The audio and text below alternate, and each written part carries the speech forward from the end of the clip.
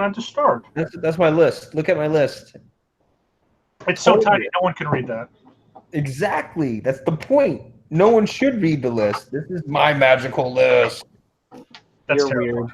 Yeah. I made a correction for number 2. So Wow.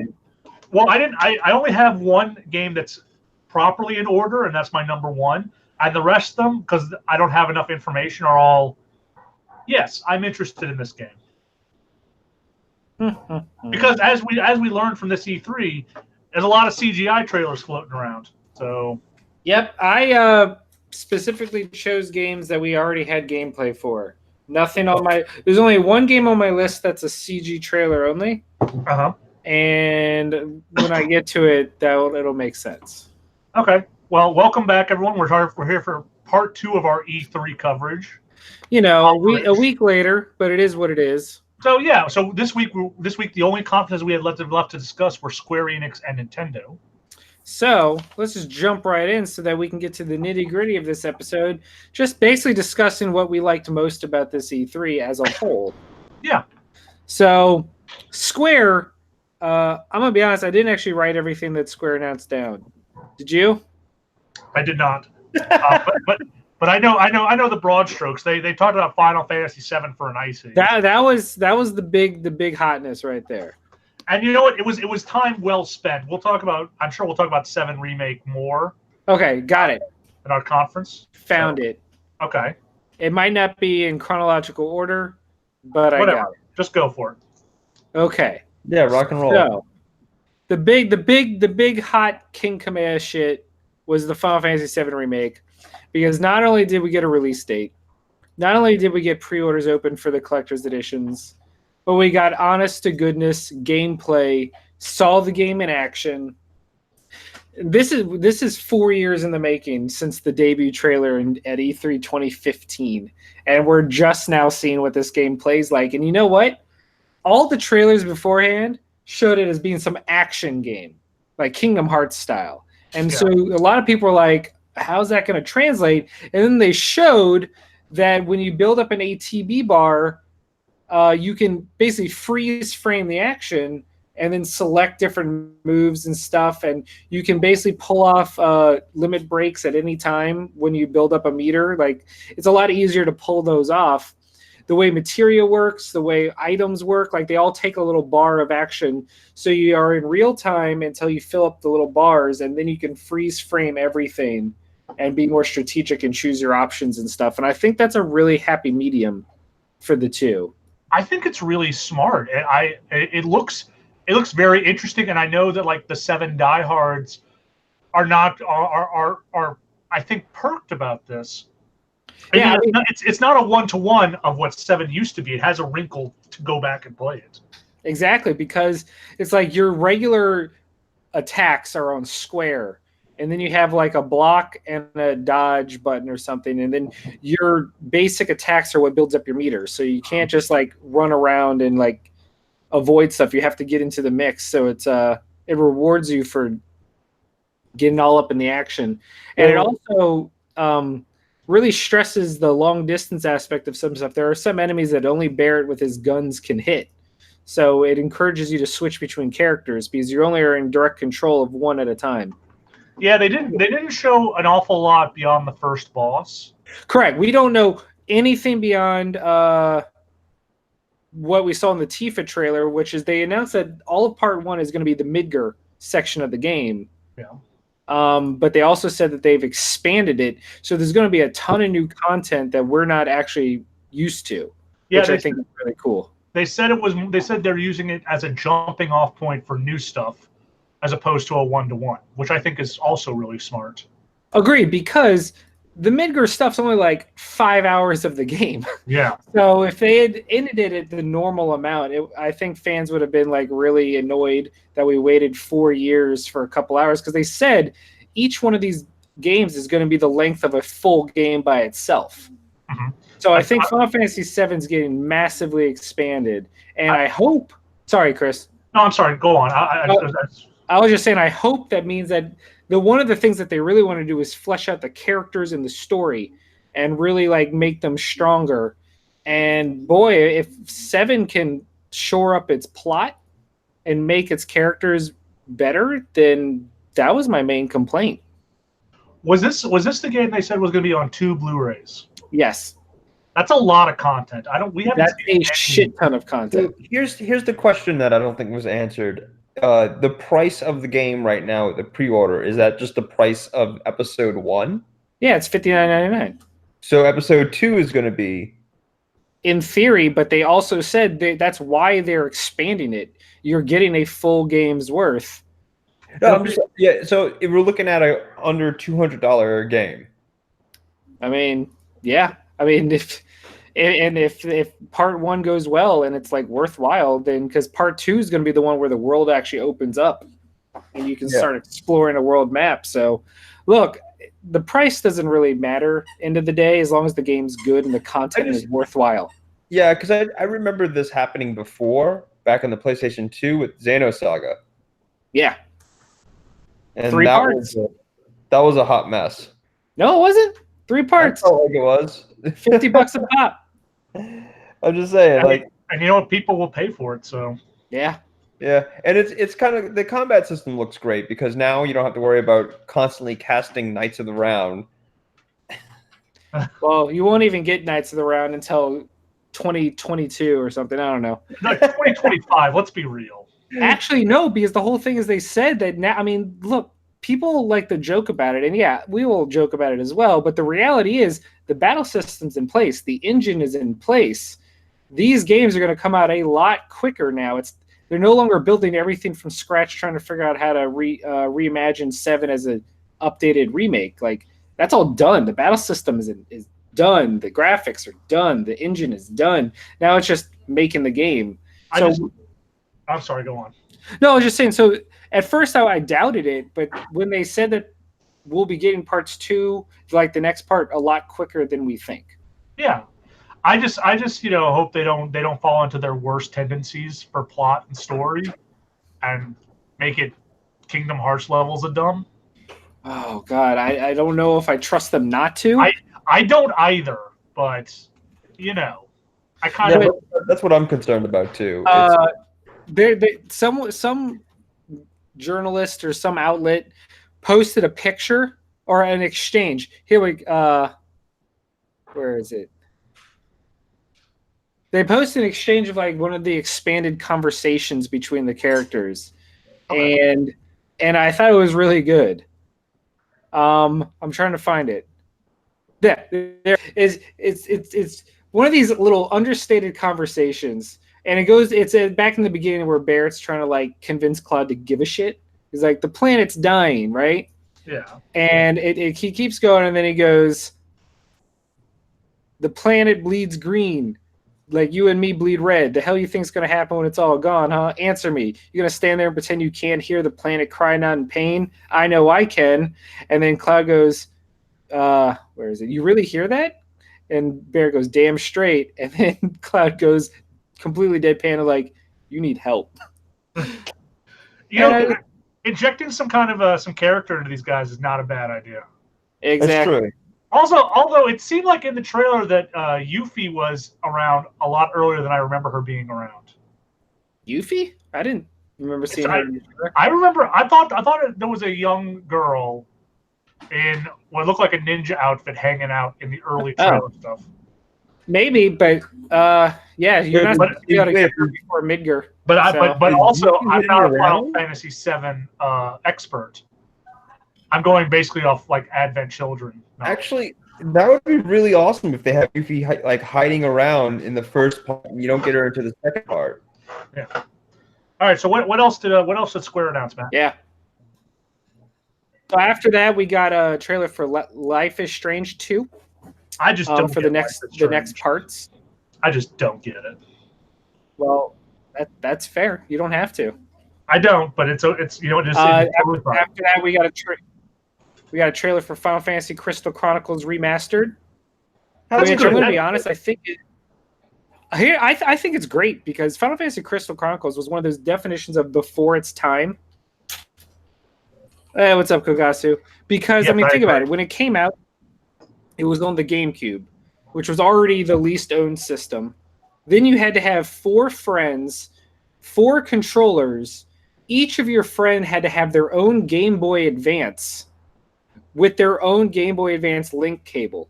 The only way to play that game was if everyone had their own Game Boy and a link cable, and that just really wasn't realistic for a game to be that successful. So now games coming on Switch where everyone just needs their own Switch and can play online with each other. So I really think that's a really good thing for Final Fantasy. I agree. I think it's really smart. After that, we got a brief trailer saying Octopath Traveler is coming to the PC, but we already knew that. Do we? We did. Before we move on here, is there any news coming to PlayStation 4 or Xbox? There is not, but if it hits Steam, it's a chance because it's Nintendo didn't actually pay for it, so there's nothing stopping it. Okay. I mean, look how long it took for Final Fantasy to hit Xbox. So yeah. After that, we got our first real surprise. The Last Remnant of all games got a remaster for the Switch, and it was one of those, and it's available now. Bombshells. These 2 conferences we're going to cover today had a lot of it's available now, and they're my favorite. Yeah, that's my favorite, exactly. After that, we got a trailer for Dragon Quest Builders 2, which I think always looks amazing. That was very promising. Game about stock car racing, Circuit Superstars. Sure. It was like a racing game. We got our own dedicated trailer to Square Enix announcing that all of their music and soundtracks were going to be on streaming services. So if you have Spotify or Apple Music, you can listen to all of the songs. I've already listened to the Final Fantasy VIII soundtrack twice. Oh. You're jealous. We got a trailer for Final Fantasy XIV's new expansion, Shadowbringers, which is bringing the Dark Knight class, I believe. We got a trailer for Dying Light 2. We got another surprise. Not only are they bringing Romancing Saga 3 to the West, which is one of the first games in the franchise that had never made it here, but they're also remaking Saga Scarlet Grace, which was the most recent in the franchise that had never come to America. So America is getting 2 never-before-released Romancing Saga RPGs. We got this one makes me happy. So there's a game called Final Fantasy Brave Exvius. It's a mobile game, kind of like Dokkan Battle, but Final Fantasy style. And it's actually a really good RPG in its own right with a really nice story. And they just announced a new one called Final Fantasy Brave Exvius War of the Visions, which is the same thing except as a Final Fantasy Tactics game. So It may not be Final Fantasy Tactics 2, but if it's any good, if it's as good as the original Brave Exvius, it's going to be worth the download. Then we got a really weird game announcement from the creators of Gears of War Judgment and Bulletstorm, of all things. Their new IP Outriders. It's a 1 to 3 player drop-in, drop-out co-op shooter, Destiny style. We're just burning through it so we can talk about it later. After that, the creators of I Am Setsuna and Lost Sphere announced their new RPG called Oninaki. It actually reminds me of Secret of Mana. For a while during that trailer, I was like, is this the new Secret of Mana? But it wasn't. Then another big surprise, we got Final Fantasy VIII remastered. They found it. They did. It was underneath the cushions. This is Final Fantasy VIII, though. This is what I think a lot of people wait for, to replay this game without having the shadows of Final Fantasy VII, and people expecting another like Final Fantasy VII without realizing that they actually had a really good game on their hands and they had a really great story. My issue with 8 had to do with the junction system and less about the story. So we'll see. I agree with that, though. The draw system was lame. After that, we ended on the big, just like Final Fantasy VII, a game that was announced years ago but had never been seen before. We got our first look at Marvel Avengers. Not gameplay, but it did confirm one thing, which was the fear that you wouldn't actually play as the Avengers. You would just play alongside the Avengers. But no, it looks like it's going to be a Destiny-style game, but you play as the Avengers. So. Yeah, this was a very divisive kind of thing because because for obvious reasons they're not using the movie likenesses. So these new art style Avengers, they look like stunt doubles. Charitably stunt doubles, uncharitably they look like monsters. And I kind of thought that they would show that they had sprinkled a little gameplay in some of the traversal sections. I mean, they showed gameplay after the fact, just not at the actual press conference. Which is really troubling. It's a little troubling for a game that's out in less than a year. Yeah, it's annoying. I hate when people do that. Yeah, so I don't know what to make. I mean, afterwards they said all the right things. You know, no free DLC, no loot boxes. Yes. Although that was a lie because they said there will be loot boxes. Well, just cosmetic stuff though. But you know, don't say that. Just say like, you know. I know. Don't pull the no. You're thinking of Borderlands. Am I? Avengers started off by saying no loot boxes, no microtransactions, free DLC. Right. All the things that you want to hear. Yeah. You're thinking of Borderlands where they announced no microtransactions and then they're like, but actually microtransactions. Yeah. So Chris, I mean, I just finished rattling off all of the Square Enix stuff. Before we jump into Nintendo, why don't you and Josh give me your thoughts on the conference of Square Enix? I mean, Square was interesting because Square took up a lot of its time with Final Fantasy VII, and I think that's the big money move is to focus on that. But you know, a couple of interesting RPGs kind of floated their way through, like Last Remnant, which, you know, something I don't care about, but also made its way through. And there's their Final Fantasy 14 stuff. So overall, I was pretty pleased with what Square had to show. I do think Avengers is a big misstep. But I'm not sure how bad it is yet because it's just a little alarming that you don't have any gameplay to show in your big conference less than a year out. So yeah, the Avengers just doesn't seem. I don't know. It doesn't feel right. Watching the footage and just watching the character design, nothing really feels right about the game, and it seems like a big misstep. And it seems like it's just like they weren't really thinking. I don't know. I feel like that's something they could have really worked with Disney with. And well, I mean, that's a lot of money to pay Robert Downey Jr. to use his likeness. It's true. No, it's true. There's tons of money involved with that, and especially with video games. If this game, let's just say, if this game had the movie likeness characters in it, the amount of money the game would have made back would have paid for all that likenesses. And you would hope. You're not really wrong. would. You're not wrong. It's like but like I don't know. The biggest thing about that conference is how good Final Fantasy VII Remake looked, and how I really do like the combat system a lot. I like that you have to use magic to do this and to open up this attacks, or it has these attacks. So that really makes you think about the party you're going to bring into combat, and that makes me even think about like. Then what is Tifa really good at fighting against? Exactly. It makes you think of Final Fantasy X, where every character had a type of enemy they were effective against. Right. Like Yuffie's going to be good against what? You're going to have people play with more of the characters. But I just don't like the episodic thing that they're doing with it. It just doesn't feel right. I don't have a problem with that. I just don't. It's no different than complaining that Final Fantasy 13 wasn't one game; it was 3. Wait, Final Fantasy 13 was 3 games? Yeah. And I feel like I blocked out with that one. Final Fantasy 10 was 2 games. Like you can make that complaint, but you know what? It's the same principle. Yeah, don't you remember, Josh? Lightning Saga went on for forever. Final Fantasy 13 was the entire PlayStation 3 and 360 generation. Well, with all the l'Cie and the Crystal and the Elsie and The Flossie and the Fossy. Oh yeah.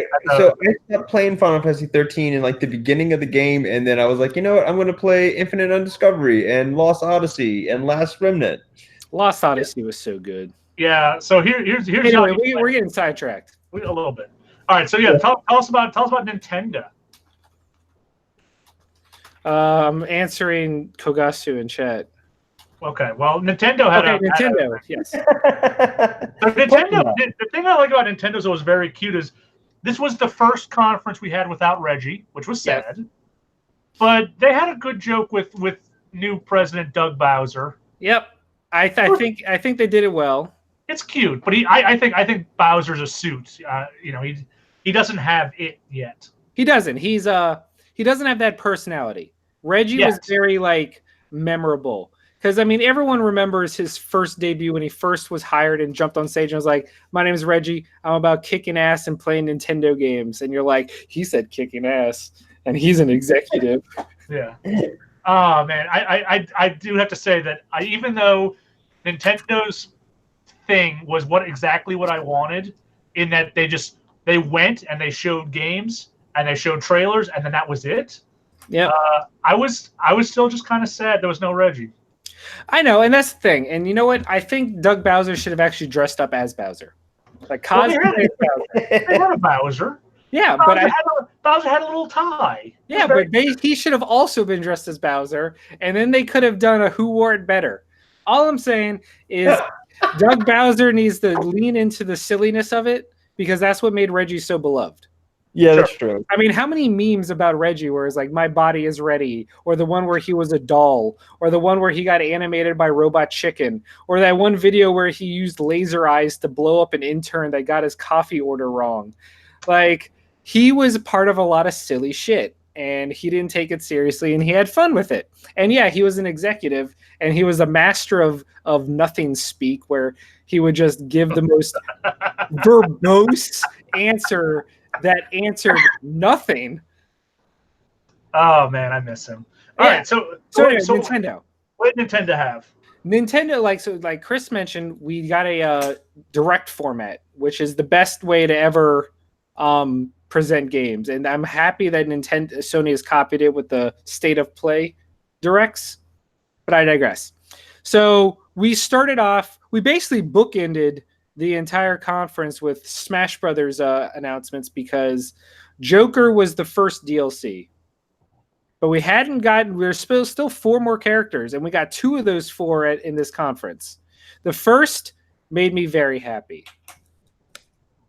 Is it Joe Dragon Quest? But almost not happy, because the rumor that it was going to be Erdrick, the original Dragon Quest hero from Dragon Quest 1, had been going around so long that I kind of knew that was happening.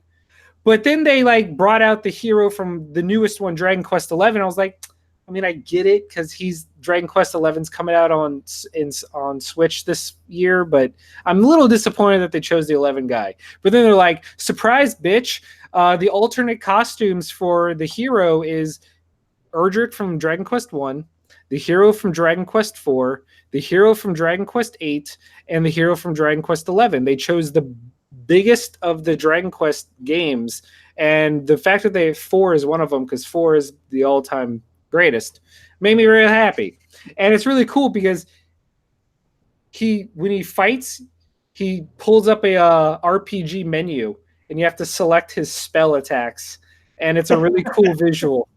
Yeah, thank God there's a guy with a sword in Smash Brothers. That is the one thing I'm kind of annoyed that's another sword fighter, but he's a magic user too, so sure, I'll take it. Thank God.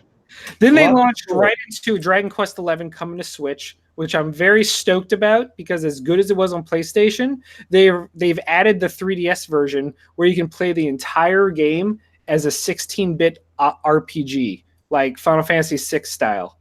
That's neat. Really? I'm glad they threw that in there. Yeah, and you can switch between the two at any time. So in a cutscene, it could be full 3D, and then you can toggle it, and it will switch to a 16-bit RPG. Worth the purchase alone. Yeah. So would that be something that they're going to add to the other versions of the Dragon Quest game? Or because it was the Nintendo version. It was the 3DS version, so they just folded that into the Switch version. Okay. Also, that just reminds me of how weird it is in Japan, like how big Dragon Quest is. When Dragon Quest XI came out, they released a double pack of the 3DS and the PS4 version. So you could literally buy in one game. Nintendo and Sony teamed up to release a double pack of both versions. You wouldn't get that here. That's crazy. After that, we got our first trailer for Luigi's Mansion 3. I thought it looked very charming. I didn't play Luigi's Mansion 1 or 2, but I thought it looked charming. Yeah. I'm actually very surprised about the Luigi Mansion 3 announcing. I'd probably get it. My favorite thing is so the Switch remake or the 3DS remake of Luigi's Mansion added a multiplayer partner called Gooigi. Oh. And now in Luigi's Mansion 3, he's an actual like gameplay component instead of just the avatar for player 2. I'm not gonna lie, I gagged a little at Gooigi. Everyone loves Gooigi. I retched. I was so disgusted by it. So after that, we got a surprise. I don't think anyone would have ever guessed that we were going to get a Final Fantasy Tactics-based game based on the Dark Crystal. That's weird because I thought I saw a tactics game and then I saw like Dark Crystal characters and I was like, what is going on? Dark Crystal Age of Resistance Tactics. You know what? This is such a throwback between this and the Switch getting the Stranger Things Season 3 game. It's been a really long time since we got random movie tie-in games. Yeah, that bubble really burst hard. It used to be like every TV show and movie had its own video game like release. And then that died off because games got too expensive to do a cash grab of every superhero movie coming out. Like at a certain point, you just physically couldn't make enough games to match the amount of movies coming out, you know? But go good times. Dark Crystal. After that, we got a trailer for Legend of Zelda Link's Awakening. That looks adorable. Oh god, I cannot wait. It's gonna be so good. It looks great. I hope this is a trend, though. I hope this is something that they do the first Zelda. They do Adventures of Link. You want them to do Oracle of Ages and Seasons? Yeah, like this. Yeah. This looks like it's got a lot of possibility. I'm just hopeful that this means that kind of like we got Link Between Worlds, we will get a brand new original 2D Zelda as well, because it looks really pretty. Not everything needs to be a 3D game. After that, we got the big announcement. We got the Secret of Mana collection coming to the West, featuring the very first Western release of Secret of Mana 3, which was always called Seiken Densetsu 3, because it never had an American name. But now we did get the name. It's called Trials of Mana. And not only is it being released as part of the collection, which was another, and it's available today, scenario, but we also found out that they're full-on Final Fantasy VII style remaking Trials of Mana as its own standalone full 3D game too. And that game looks amazing. I'm very excited.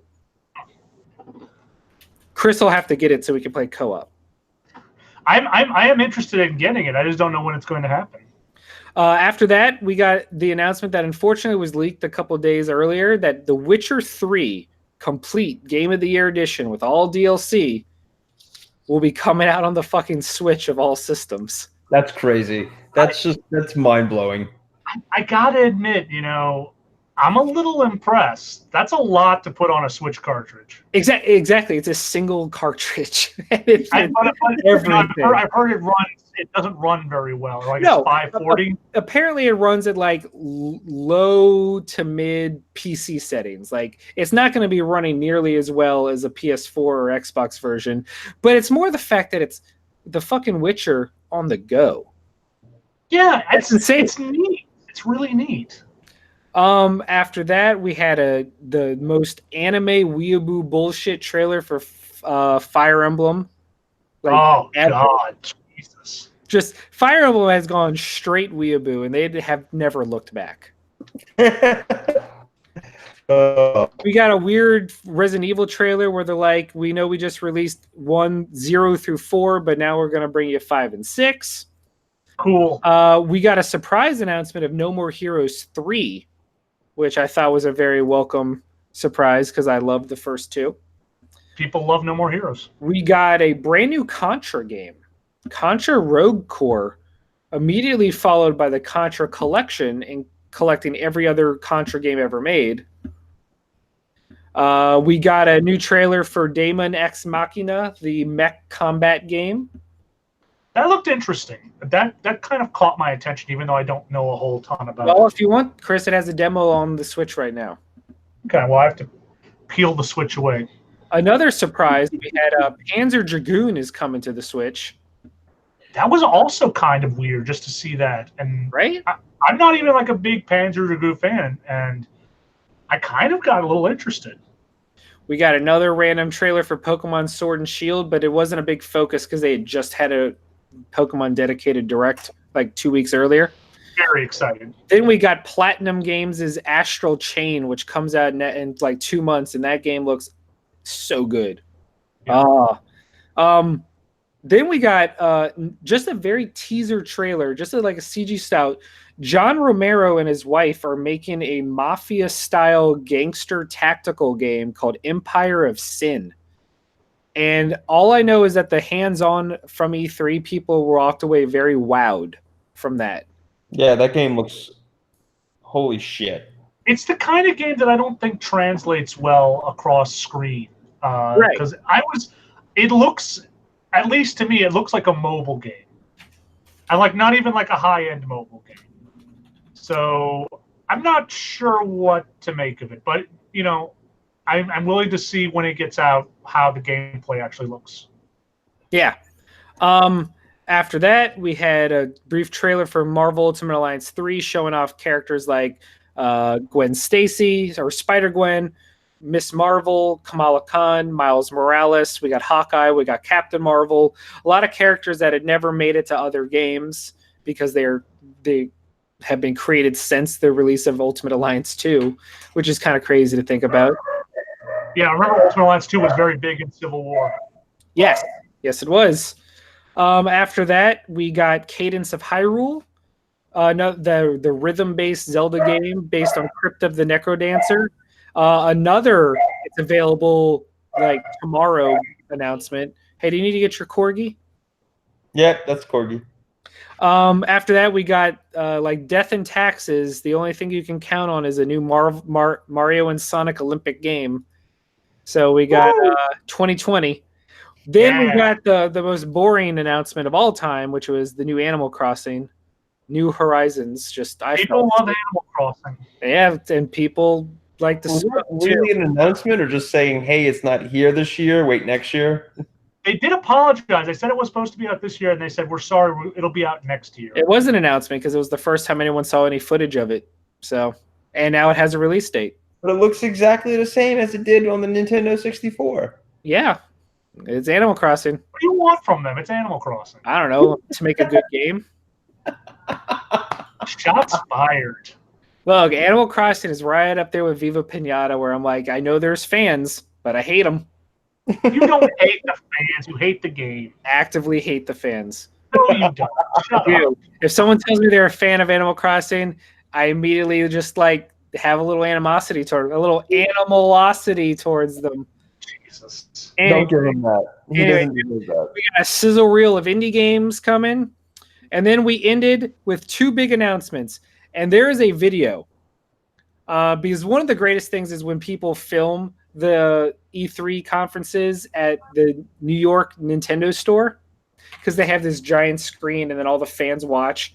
And during this second Smash Bros. Reveal, there's a video of people's reactions. So who is this? This is Banjo and Kazooie. Oh, goodness. Okay. And the release video was, look, I don't care about Banjo-Kazooie. I've never liked their games, but it was really charming because the trailer included all of the Donkey Kong Country characters, Donkey Diddy and King K. Rool, being really happy to see them because it was, all of Rare's characters together again, finally. So that part was very cute. And then finally, they pulled an Ubisoft and we have one more thing, and they blew everyone's fucking mind by showing off the debut trailer of Breath of the Wild 2. which, if it could make just a few tweaks from Breath of the Wild, might be one of the best games that's been ever made. It's the sequel to Matt's favorite Zelda. No, but here's the thing about Breath of the Wild. I have so many issues with it, but if they just tweak those two things, give me actual dungeons and reduce weapon degradation, and I'm in. I mean, it's really exciting because I don't know that anyone kind of predicted that we were ready for the next Zelda in the cycle. So this is like Majora's Mask, though. Yeah. Yeah. Well, we don't know. Well, I mean, it is the first direct sequel to a Zelda game in a while. So we don't know if it's going to pull a Majora's Mask and like drastically change up the mechanics, or if it's just going to be more of the same. It'll be interesting. Nintendo generally doesn't make two Zeldas in one console generation. Yeah, the stories that have been coming out is that they've had so much ideas for DLC they decided to make a whole fresh game. Interesting. So that's something. I'm pretty excited. It reminds me of what happened with Mario Galaxy 2, where they're like, we had so many cut ideas and we had to scrap so much stuff from the first Mario Galaxy. We're just like, we can just make this its own game. Yeah, basically. All right, do you want to go over our top 10s? Yeah, let's end it with going over our personal lists and talking about why we liked it. Did you get the list from Doug? It's on the chat. I can pull it up. Oh, okay, he did? I'll read it. I'll read Doug's. I didn't know if he sent it to us. Yeah, he did. Okay. So I will go over Doug's. I'm going to go backwards, starting with 10, ending at 1. Sure. I'm going to call Shenanigans on his number 2, though, because that was not an E3 game, due to the fact that Sony did not show up to E3.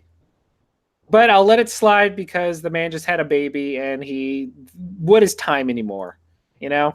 What was his E3 game? What was? I'll get to it. Number 10 is Final Fantasy Crystal Chronicles. Good. Yeah. Told you. Good. Gonna be making a resurgence. Number 9, the Xbox Scarlet designer's beard, when they had that dev trailer talking about the new Xbox system, and the guy had that giant Anthrax style ZZ Top beard. Oh yeah, I think is that the guy who talked about like flops, 8K. Yeah, all the flops. After that, we had Watch Dogs. Yeah. Followed by Battletoads at number 7. Oh, no, I know. The only person in the world. Number 6. Did you know, fun fact, the Battletoads debut trailer has 2 times the amount of dislikes as it does likes. That's interesting. It is. Number 6 is Doom Eternal. Yeah. Number 5 is Link's Awakening. Number 4 is Jedi Fallen Order. Yeah. Number 3 is Final Fantasy VII Remake. And this is where I call Shenanigans because it wasn't at E3. Number 2 is Death Stranding, but I'll let it slide. And number 1 is Cyberpunk. So that is Doug. Okay. So Josh, what do you got? So my number 10 is Deathloop. My number 9 is I wind up switching it, but I'm going with this one. The Outer Worlds is my number 9. Yeah. My number 8 is Watch Dogs Legion. Watch Dogs. My number 7, I have a Doug here, but I also have a second one. I have the Death Stranding, but I also have Final Fantasy Crystal Chronicles. Okay. Number 6 is Link Awakening, which I'm super excited about, and that's maybe the reason why I get the Switch. 5, Doom Eternal. 4, Borderlands 3. 3, Final Fantasy VII Remake. 2, Ghostwire Tokyo, which that trailer just blew my fucking mind. And my number 1 is Cyberpunk. All right. So that's 2 for Cyberpunk at number 1. Yeah. So I took my list a little differently in that I didn't watch any of the aftermath. I just watched the trailer. So I'm going based purely off what we saw in conference. Okay. And there's only one game that I have listed that's number 1, and the rest are tied for second because I don't have enough information. So I have Deathloop. I have Watch Dogs Legion. I have Outer Worlds. I have Pokemon Sword. I have Tokyo Ghostwire. Final Fantasy VII Remake. Link's Awakening, Goku Kakarot, Cyberpunk, and the game that I'm most excited for is Doom Eternal. Nice. All right, I like it. Yes, and what do you have? So He's got nothing. that's very hurtful. And Animal slightly- Crossing 1 through 10. Animal Crossing all day, every day, baby. No, Just so Dance. Kogasu says Chris makes lists the way I make lists. Poorly. I mean, Shut up. LOL. Okay, so can I get a drum roll? No. Chris. All All right, number 10 is Dragon Ball Z Kakarot. It could be something. Hey, it's an action RPG with Dragon Ball. It's been a long time since we had a non-fighting game Dragon Ball game. I think it was the Game Boy Advance ones. The Yeah. Legacy of Goku RPGs. I really think so. Yeah, could be something. I think you're something, Chris. Thanks. After that, I have number 9, Are you Deathloop. making this up as you go? No, I got it right here. I was just burping. Oh my god. Number 9, I have Deathloop, and I think the only reason it's not higher is because it's the only game we don't know anything about. But it just the concept and the concept of it just sold me. Like it's really cool. So I'm down. I'm hopeful. I'm hopeful. Number 8, Tales of Arise from Namco, the newest Tales of game, because apparently it's the first time that they're really mixing it up. It's not going to be follow the same formula. It's apparently going to be more open world, like it's going to be Xenoblade style. And it also looked absolutely gorgeous. So, yeah, I'm down. Yeah, good Number for them. 7 was Trials of Mana. Because I love Secret of Mana, and I never got a chance to play Seiken Densetsu, so hell yeah. Number 6 is Star Wars Jedi Fallen Order. You know, I kind of wanted to be down on it because of, the way EA's handled all their stuff this year. And then I saw that report that it's actually way deeper and way bigger than we expected it to Yeah, be. apparently it's like a Metroidvania, Yeah. where you can go to different planets, and once you have new abilities and stuff, you can access new areas. So So they kind of broke me down on that because I wanted to be ooh, that evil EA, and but at the Now I same just- time, it's like, oh yay, Respawn, the only good thing left at EA. So that's how I'm choosing to go. After that, number 5, I have Final Fantasy VII Remake, which I never thought I'd have as high as I do because I don't really care much about 7. But if this is the game that can make 7 the game in my mind as it is to everyone else, sure, I'm down. Number 4, I have Ori and the Will of the Wisps because I am an Ori whore. I'm a Hori. I love Ori. I'm a Hori for Ori. Okay. Number 3, I have Doom Eternal. Like, I'm not as big on Doom as Chris is, but if you could look at that trailer and not just get super pumped up, then I don't know what That means you're dead inside. you are. Then that means that Doom guy has already killed you, and you just don't even know it. Number 2 is Cyberpunk, only because we didn't get a new demo this year. We didn't get more gameplay. It was just another trailer. But it's Cyberpunk, and so it's number 2 because that game is just going to be so good. Per questionable politics and choices aside, I think the game itself is going to be great. Number 1, Watch Dogs Trizzle. Living that Legion life. 3. You know what, Josh? I will believe that only when they release an actual Watch Dogs 3. Well, Until then, this is Watch Dogs 3. this is going to be like Brotherhood, and this is going to be like Revelations. Sure. There is an What do you Assassin's think? Creed 3 though, and 4. Yeah. And I'm just saying, and until we see what the next game is called, we're both equally right. It's Schrodinger's Watch Dogs 3. Schrodinger's dog. Schrodinger's watchdog? Yeah, Schrodinger's Watchdog. Is it Watch Dogs 3 or is it the Assassin's Creed 3 or is it the Assassin's Creed Brotherhood? I don't know. Who knows? We'll find out. Exactly. So those are my 10. Julian's got the right idea for the fourth one. What? Yes. Just like this should be Gears 5, just needs to be Gear with a 5 at the end of it. No, Gears should be dead. Yes, it's not. It should be drowned. Still going, Chris. No, listen. Kiddie pool. Don't get it twisted. I know it's still going, but it should be. I know we burned ourselves out hard on it. Sometimes dead is better. But I'm really excited about this year's not Child's Play, but this year's Extra Life, because there's going to be a lot of. We're going to have Borderlands to play. We can play Gears co-op. There's so many games, and with Game Pass now, none of us have to pay for it. We can literally just download it on our systems and be good to go.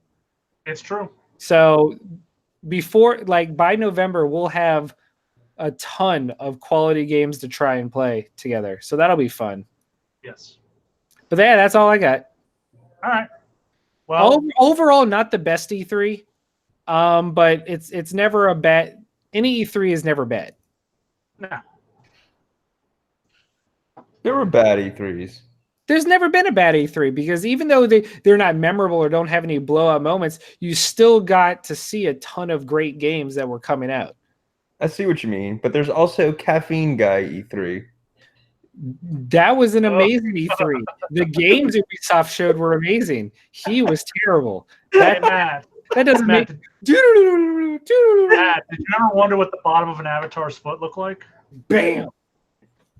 Yeah. What a time. I will say I desperately miss Aisha Tyler hosting Ubisoft's. She was so fucking earnest and goofy. And yeah, she kept trying to push Lady Boner very hard. Girlwood. You're right.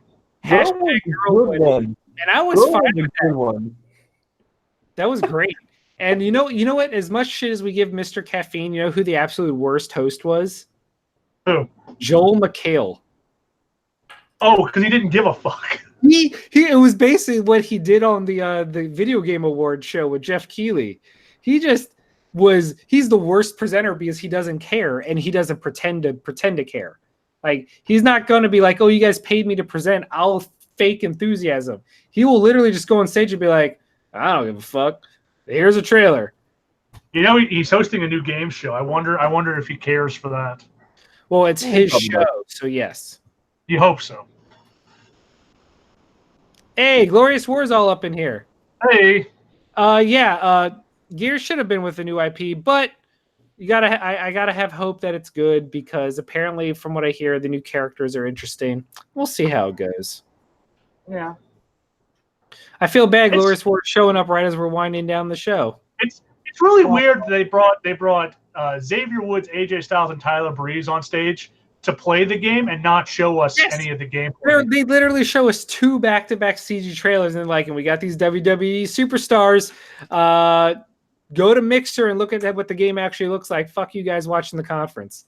Yeah, I'm busy, and I love Xavier Woods, and I'm not going to stop watching to see what he's doing. Like, we're in the middle of the E3 presser. We're not going to switch gears and go watch it on Mixer. Like, I love, Microsoft has its pros and cons, but trying desperately to push Microsoft Edge and Microsoft Mixer and Microsoft Bing on me. Just come on, guys. Take a hint. It's not happening. Oh, yeah. All right, so I think we're done for this week. Oh, I have one question left, Chris. Yeah, what's up? What was one game that you wanted announced that was not announced? Oh, man. What was the missing game for you? It was Metroid 4. Metroid but 4? Even though it was announced, I wanted something. Well, you're right, and it sucks because this January we found out that they completely scrapped everything and started fresh. Yeah, I know, and I'm not kind of mad at that.